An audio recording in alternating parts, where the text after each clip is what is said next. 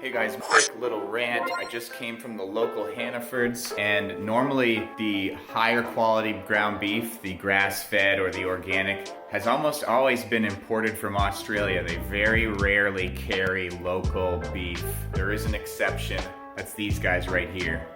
But I noticed, you probably noticed there's a lot of meat shortages right now as a lot of plants are shut down, and that has to do with the consolidation of our big ag food system. There's plenty of places in the country that are food deserts. That means if the food system, the transportation system were to go down, they would have about 3 days of food before they would be all out. Most of the urban centers, they just don't produce their own food.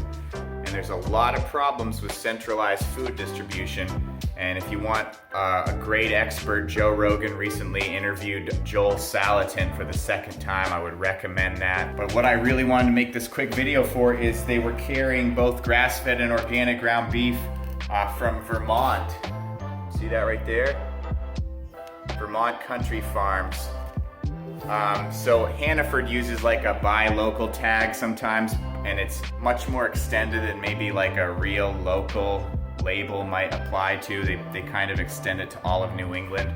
But if you really want a better economy, if you want a healthier food system, you should start spending a little bit more and buy local food. Go to your farmer's market, meet a farmer, sign up for a CSA share, a community share, or spend a little bit more to strengthen regional systems like this. Vermont may not be Maine, but Vermont is a leader in sustainable local agriculture, and they have a lot that they can offer others in lessons and designs and ideas.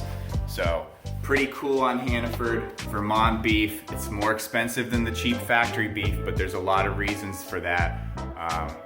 It's a lot better. It's a healthier animal that eats a more nutritious diet, so you're getting a more nutritious meat. When you have a healthier animal, it doesn't need to be supplemented with antibiotics. Corn-fed cows is not natural. It fucks up their stomachs and they have to do a bunch of stuff. They have horrible images of where they gotta stick their hand through a hole in their side of the body to like check things out.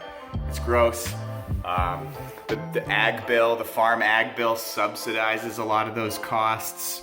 So your tax money's already prepaying for a lot of conventional foods. That's why conventional monocrop fed foods, monocrops, staple crops are so cheap. They get a lot of government funding. And like the media, they're consolidated into like 5 or 6 entities. Some of those we've learned now are owned by foreign companies. Take a wild guess what country that might be right now.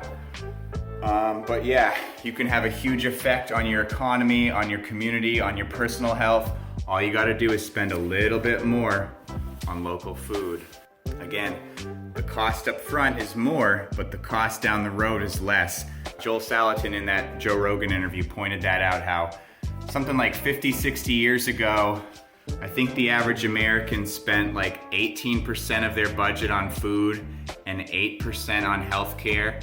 And now those numbers have flipped. So now we spend about 18% on healthcare and 8% on food.